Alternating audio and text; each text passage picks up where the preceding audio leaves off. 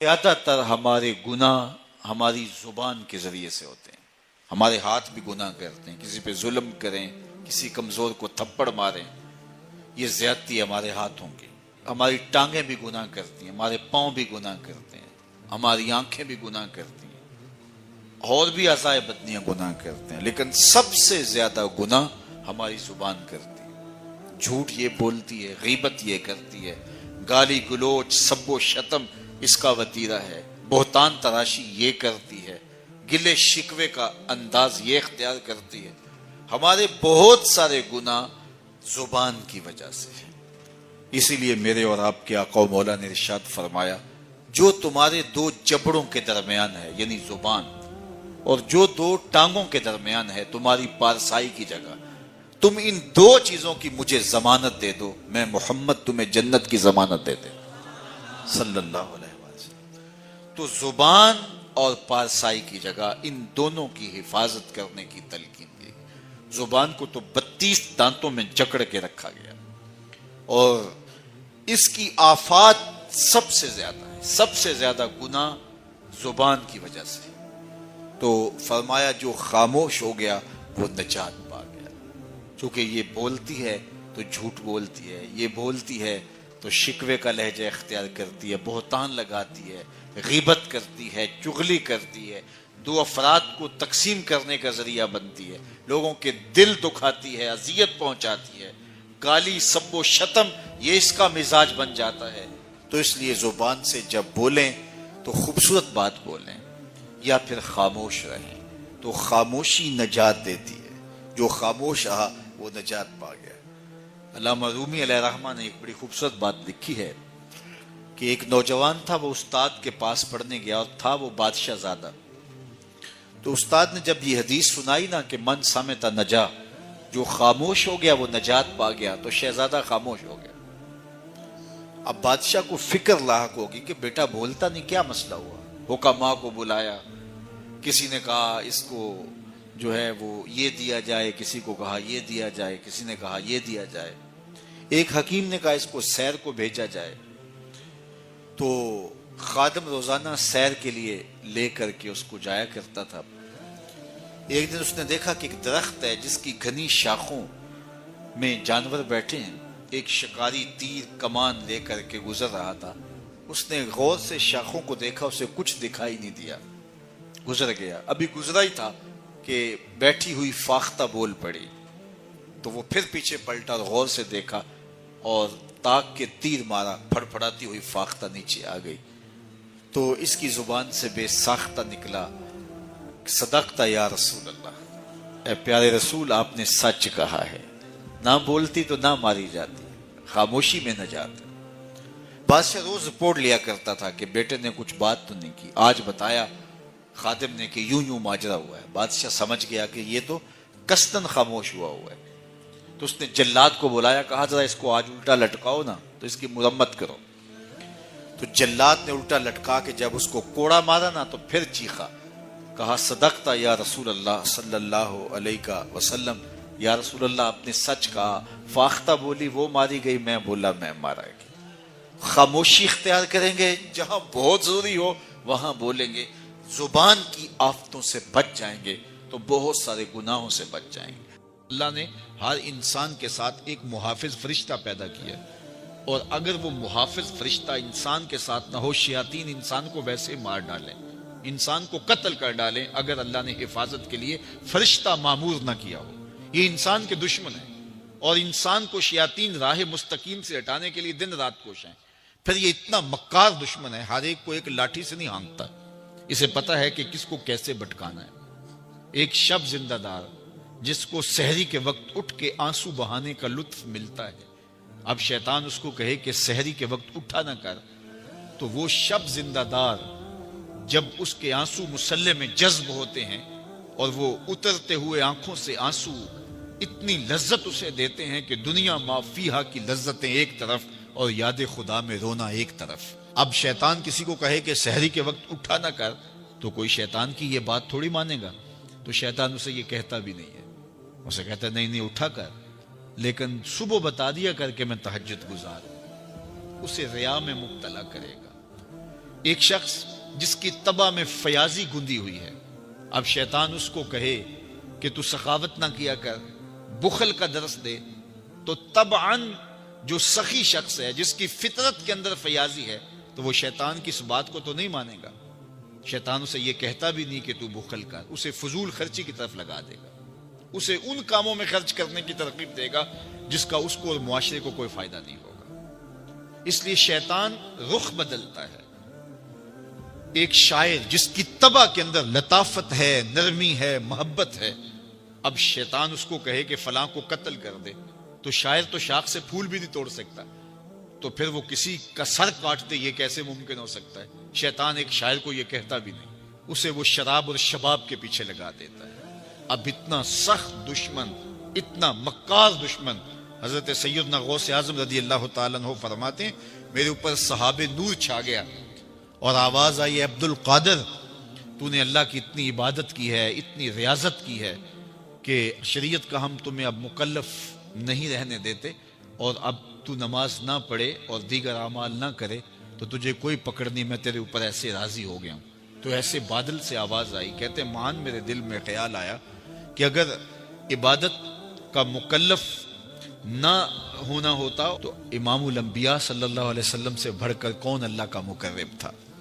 حتی تتورم قدمہ، حضور جب نماز پڑھتے اور اس قدر لمبا قیام کرتے حضور کے مبارک پاؤں سوج جاتے، لیکن ان کو تو کہا گیا وَعْبُدْ رَبَّكَ حَتَّى يَأْتِيَكَ الْيَقِينُ، انہیں تو کہا گیا کہ آخری سانس تک اللہ کی عبادت کرنی ہے. تو میں کون ہوں کہ مجھے کہا جائے کہ تو اب عبادات کا مکلف نہیں رہا، کوئی بات نہیں ہے. تو کہتے ہیں میں لا حول ولا قوت الا باللہ پڑھا تو وہ جو مجھے نور نظر آ رہا تھا وہ سیاہی میں بدل گیا. تو وہ ابلیس تھا جو اس رنگ میں مجھے بھٹکانا چاہتا تھا. کہا عبد القادر اس مرتبے پہ پہنچے ہوئے کتنے لوگوں کو میں نے گمراہ کر دیا، تیرے علم نے تجھے بچا لیا. تو میں نے کہا ظالم میرے علم نے مجھے نہیں بچایا، میرے اللہ کے فضل نے بچایا. تو کہا پھر بچ گیا ہے، کئی میں نے یوں لوٹ لیے. تو اتنا مکار دشمن ہو جو ہمارے اوپر مسلط ہے اور دن رات کوشاں ہے ہماری متاع عمل لوٹنے کے لیے، متاع ایمان لوٹنے کے لیے، تو پھر مجھے بتاؤ کہ ہم کیا غافل ہو کے بیٹھیں گے؟ ایسے ناپاک وجود کا مقابلہ کوئی آسان ہے جو ہماری متاع عمل لوٹتا ہے، متاع ایمان لوٹتا ہے، ہمیں عمل کرنے نہیں دیتا، کریں تو وسواس ڈال رہا ہوتا ہے، کر لیں تو ریا میں اور تکبر میں مبتلا کر کے، عجب میں مبتلا کر کے کیا ہوا عمل بھی لوٹ لیتا ہے. مجھے بتاؤ یہ کوئی جو ہے وہ سوکھا کام ہے کہ ہم مقابلہ کریں؟ اب ماہ صیام میں روزے سے بھوک بھی کاٹتے ہیں اور قرآن مجید کی تلاوت اور دیگر معمولات کے لیے ہمیں تنہائی بھی میسر آتی ہے، اور اسی طرح ہمیں روزے سے جو ہے وہ اپنی زبان کو کنٹرول کرنے کا درس بھی ملتا ہے. تو روزہ تمہاری زبان کا محافظ بن جاتا ہے، پھر روزہ تمہاری شہوات کے کنٹرول کا ذریعہ بن جاتا ہے، اور روزہ تنہائی کی وجہ سے اختلاط سے جو خرابیاں پیدا ہوتی ہیں ان سے تمہیں بچا لیتا ہے. تو گویا ماہ صیام اللہ تعالیٰ کی رحمتوں کا ایک روپ ہے، اور یہ ایک مہینے کا تربیتی کورس ہے جس کے ذریعے سے ہم اپنے باطن کی صفائی کر سکتے ہیں اور اندر کی غلاستیں، اندر کے میل کچیل مٹا سکتے ہیں. وہ کسی نے کہہ دیا نا کہ وہ اپنا مقدمہ کیسے ہار سکتا ہے جس کے حضور وکیل ہوں، تو میں نے ٹوک دیا، میں نے کہا نہیں یوں نہ کہو. تو کہنے لگے کہ یہ کیوں؟ میں نے کہا وکیل بمانا نگہبان یہ تو حضور کے اسماء میں سے ہے، لیکن یہاں مقدمے کی بات چل رہی ہے، یہاں ایڈوکیٹ کے معنی میں وکیل ہے، اور حضور اس معنی میں ہمارے وکیل یہاں نہیں ہوں گے. چونکہ وکیل جو ہوتا ہے وہ جج کو کہتا ہے کہ میرے موکل نے یہ جرم نہیں کیا لہذا چھوڑا جائے، جرم ثابت ہو تو سزا ہوتی ہے. وکیل کا سارا زور اس بات پہ ہوتا ہے کہ میرے موکل نے یہ جرم نہیں کیا، یہ بے گناہ ہے، اسے چھوڑا جائے. حضور ہمارے وکیل نہیں ہیں، حضور ہمارے شفیع ہیں. وکیل کہتا ہے میرے موکل نے یہ جرم نہیں کیا لہذا چھوڑا جائے، شفیع کہتا ہے سب کچھ کیا ہے میرا آنا دیکھا جائے. حضور وکالت نہیں فرمائیں گے، شفاعت فرمائیں گے. پیش حق مجدہ شفاعت کا سناتے جائیں گے، آپ روتے جائیں گے ہم کو ہنساتے جائیں گے. وسعتیں دی ہیں خدا نے دامن محبوب کو، جرم کھلتے جائیں گے اور وہ چھپاتے جائیں گے. فما شفاعتی لأہل الکبائر من امتی، میں امت کے بڑے بڑے گناہ گاروں کی سفارش کروں گا، بڑے بڑے گناہ گاروں کی سفارش کروں گا، کیا منظر نامے ہوں گے۔ تو حضرت امام باقر رضی اللہ تعالیٰ عنہ فرماتے ہیں اہل عراق کا خیال ہے سب سے امید افزا قرآن مجید کی آیت ہے لا تقنطوا من رحمت اللہ، اور ہم کہتے ہیں سب سے امید افزا آیت یہ ہے وَلَسَوْفَ يُؤْتِيكَ رَبُّكَ فَتَرْضَىٰ، محبوب ہم آپ کو راضی کرنا ہے۔ فترضیٰ کی گواہی ہے خدا تیری رضا چاہے، فترضیٰ کی گواہی ہے خدا تیری رضا چاہے، کسی نے پایا ہو یہ مرتبہ ہم نے نہیں دیکھا، کسی نے پایا ہو یہ مرتبہ ہم نے نہیں دیکھا، حبیب دو سراسا دوسرا ہم نے نہیں دیکھا، جو پہنچا ہو سرے عرش اولا ہم نے نہیں دیکھا، تیری تو بات ہی کیا تو تو شاہ مرسلاں ٹھہرا، تیری تو بات ہی کیا تو تو شاہ مرسلاں ٹھہرا، شہنشاہوں سے کم تیرا گدا ہم نے نہیں دیکھا،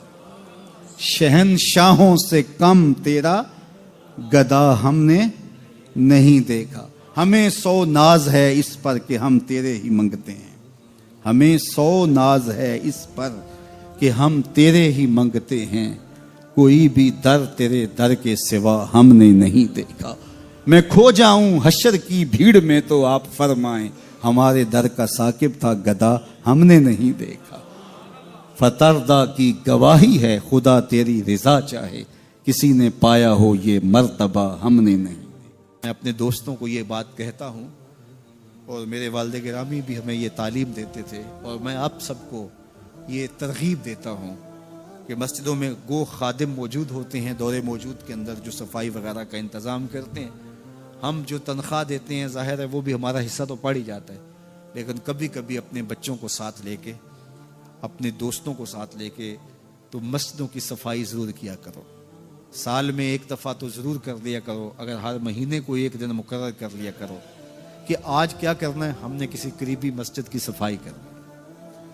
مسجد کی صفائی کرنے والے کا دل صاف ہوتا ہے اور اس کو تکبر سے نجات نصیب ہو جاتی ہے۔ تو اللہ کے پاکیزہ گھروں کے ساتھ وابستگی، دل بستگی تعلق کے خاطر اور اس کی آبادی کے لیے کوشاں ہونا، لوگوں کو دعوت دینا کہ آؤ مسجد کی طرف چلیں، مسجد کی طرف چلیں، لوگوں کو نماز جمعہ کی دعوت دینا، لوگوں کو نمازوں کی دعوت دینا، مسجد میں بیٹھنے کی ترغیب دینا، یہ ایمان والوں کی علامت ہے اور یہ خوش نصیب لوگوں کا مقصوم ہے کہ وہ مسجد کی آبادی کے لیے کوشاں ہو جاتے ہیں اور آنے والوں کو خوش آمدید کہتے ہیں۔ مسجد کا امام ہو، مسجد کا خطیب ہو، منتظمہ کمیٹی ہو مسجد کی، یا انتظامیہ ہو یا خادمین مسجد ہو، ان کو یہ چاہیے کہ آنے والوں کو ویلکم کریں، آنے والوں کو تکریم دیں، عزت سے بٹھائیں، ان کی سہولیات ممکنہ حد تک اس کے لیے کوشش کریں تاکہ جو ہے وہ آنے والے آسودہ ہوں۔ بعض لوگ کہتے ہیں لوگ نخرے کرتے ہیں ہم لاڈ دیکھیں، بعض منتظمہ کمیٹیاں وہ ایسٹ انڈیا کمپنیاں بن کے بیٹھ جاتی ہیں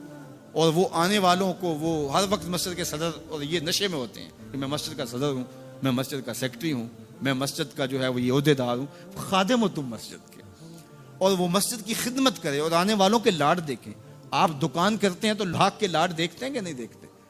آپ فیکٹری چلاتے ہیں تو مزدوروں تک کے لاڈ دیکھتے ہیں کہ نہیں؟ جی میں نے اپنا کام چلانا ہے، تو آؤ نا ذرا مسجد کے نمازیوں کے بھی لاڈ دیکھو، تمہارا رب تمہارے پہ خوش ہوگا کہ یہ ان کے لاڈ دیکھتا ہے، ان کے ساتھ محبت کرتا ہے۔ اور بعض کا تو ہمارے کچھ نمازی جو پکے نمازی ہوتے ہیں وہ سجدوں کے تو پکے ہوتے ہیں لیکن ان کا دل ابھی تک جو ہے وہ پختہ نہیں ہوا ہوتا، وہ اس زوم میں ہوتے ہیں کہ ہم نمازی ہیں اور نئے آنے والوں کو تنقید کا ہدف بناتے ہیں، نئے آنے والوں کو تنقید کے نشانے پہ رکھ لیتے ہیں۔ یہ بعض کا یار موبائل ہی کھلا رہ جائے اور کسی کا بجنے لگ جائے، یہ کسی نے جان بوجھ کے تھوڑا کھلا رکھا ہوتا ہے، یہ غلطی سے رہ گیا تو موبائل بجنے لگ جائے تو یوں گور کے دیکھتے ہیں جس طرح اس کو کھا ہی جائیں گے۔ میاں ایسا نہیں ہے، مسجد نبوی سے بھی کوئی مقدس جگہ ہو سکتی ہے۔ اللہ کے محبوب تشریف فرماتے، صحابہ بھی جلوہ فراز تھے، ایک دیہاتی آیا بدو تھا، اس کو آداب کا پتہ نہیں تھا، وہ مسجد کے اندر پیشاب کرنے بیٹھ گیا، کچی جگہ تھی وہاں بیٹھ گیا پیشاب کرنے، صحابہ مارنے کے لیے دوڑے، فرمایا رک جاؤ، اب بیٹھ گیا تو اس کو کر لینے دو، بعد میں پانی بہا دینا۔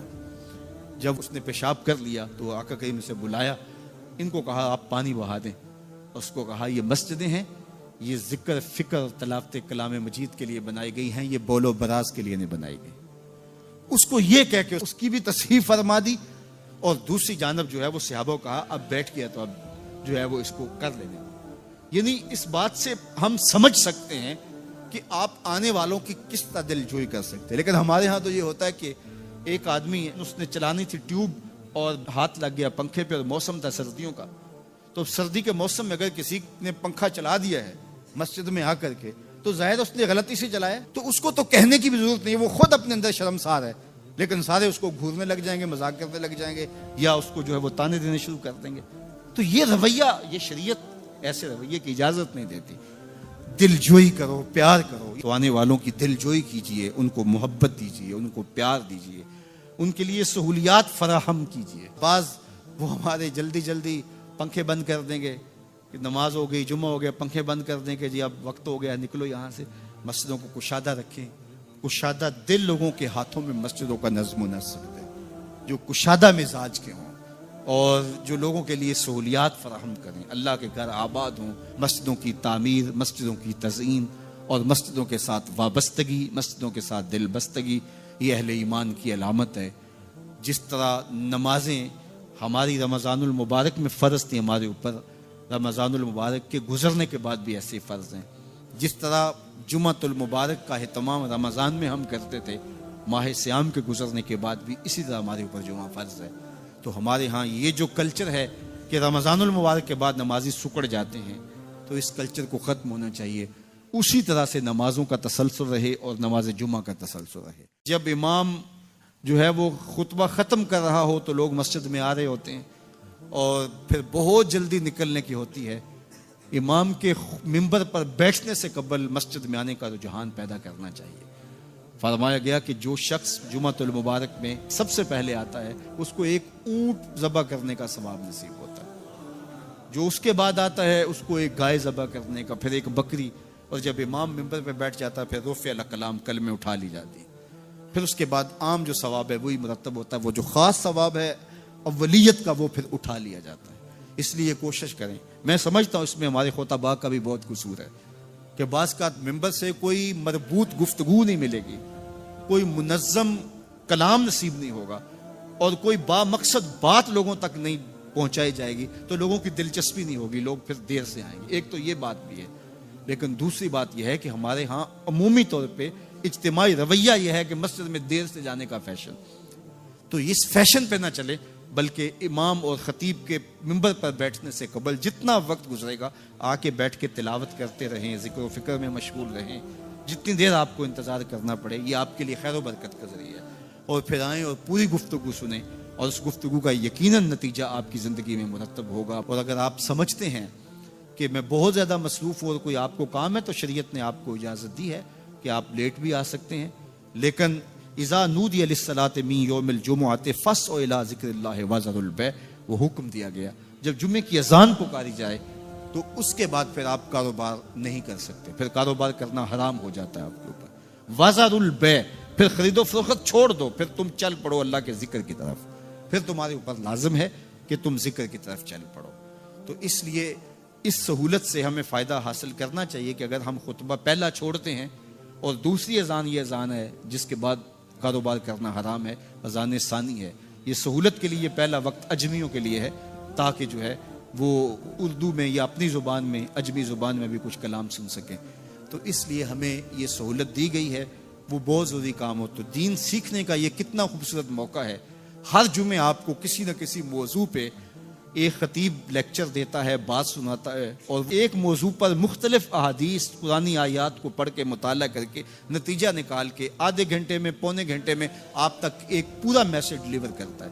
تو اس لیے اس کو بھرپور حاصل کرنے کے لیے اور اپنی نسلوں کو دین سے جوڑنے کے لیے یہ اسلام آج بھی بہت سارے مشقتیں اور بہت ساری سازشوں کے باوجود یہ قائم ہے، اس لیے کہ اس نے خوبصورت ہمیں نظم دیا ہے۔ محلے کی سطح پہ 5 گانا نماز ہے، علاقے کی سطح پہ جمعہ ہے، سالانہ شہر کی سطح پر 2 عید کے اجتماع ہیں، اور عالمی سطح پہ حج کا اجتماع ہے۔ تو یہ ایک نظم ہے جو ہمیں دیا گیا، اور یہ ہمیں جوڑے رکھتا ہے، اور یہ ہماری وحدت کی علامت ہے۔ اللہ تعالی ہمیں 5 گانا نماز کی توفیق عطا فرمائے، اور اہتمام کے ساتھ نماز جمعہ کی توفیق عطا۔ ایک حدیث میں آتا ہے جس نے 3 جمعے بغیر کسی عذر کے ترک کر دیے اس کے دل پر نفاق کی مہر لگا دی جاتی ہے۔ اللہ ہمیں محفوظ فرمائے۔ وآخر بنو سلمہ نے مسجد کے قریب گھر لانے کی مشاورت کی کہ ہمارے گھر مسجد نبوی سے کچھ فاصلے پر ہیں، تو ہم ایسا کرتے ہیں کہ اپنی رہائشی مسجد نبوی کے قریب لے جاتے ہیں تاکہ مسجد میں جانا آنا آسان ہو۔ تو آقا کریم علیہ السلام کو جب خبر پہنچی کہ بنو سلمہ قبیلہ اپنے گھر مسجد نبوی کے قریب لانا چاہتا ہے، تو حضور نے ان کو بلا کے فرمایا کہ اے بنی سلمہ، تم وہیں رہو، اپنے گھروں کو شفٹ کرنے کی ضرورت نہیں ہے، تم جتنے قدم چل کے مسجد میں آتے ہو اللہ اتنا ہی ثواب عطا کرتا ہے۔ ایک روایت میں آتا ہے کہ جب کوئی شخص مسجد کی طرف چلتا ہے اور دایاں قدم اٹھاتا ہے تو دائیں قدم کے بدلے میں اس کے نامہ اعمال میں نیکی لکھ دی جاتی، اور جب وہ بایاں قدم اٹھاتا ہے تو بائیں قدم کے صدقے سے اللہ تعالیٰ جل شانہ اس کے نامہ اعمال سے گناہ مٹا دیتا ہے۔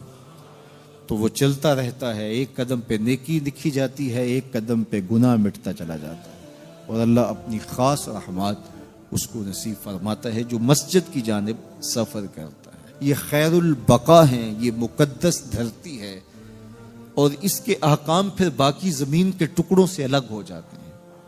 وہ جگہ جو مسجد کے لیے وقف کر دی جائے پھر وہ جگہ خاص کر دی جاتی ہے۔ دنیا کا عالی نسب محل بھی ہو، کسی شہنشاہ کا قصر بھی ہو، تو وہاں بھی آپ جوتوں کے سمیت جاتے ہیں، لیکن جہاں مسجد بن جائے اس کا فرش کچا بھی ہو، شہنشاہ بھی جوتے اتار کے آئے گا۔ یہ اللہ کے گھر کی عزت ہے، یہ تکریم ہے۔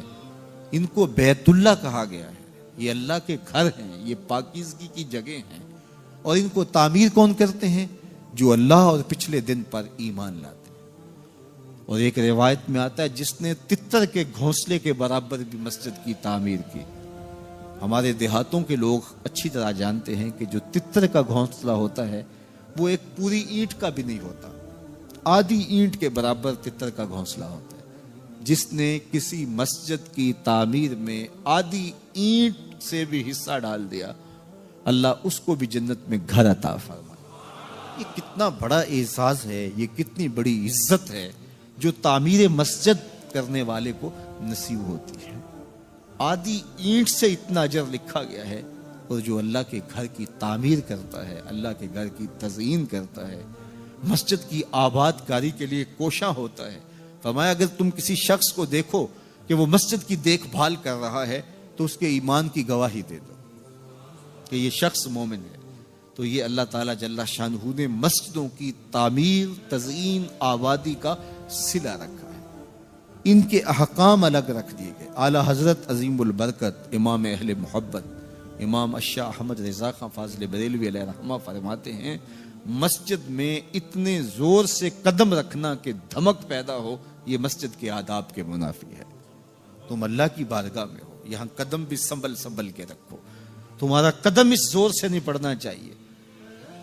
آپ کو لہسن کھا کے، مولی کھا کے اور پیاز کھا کے مسجد میں آنے سے روکا گیا ہے۔ کیوں؟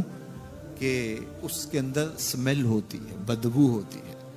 فرمایا جس طرح تم تکلیف محسوس کرتے ہو اس طرح اللہ کے فرشتے بھی تکلیف محسوس کرتے ہیں۔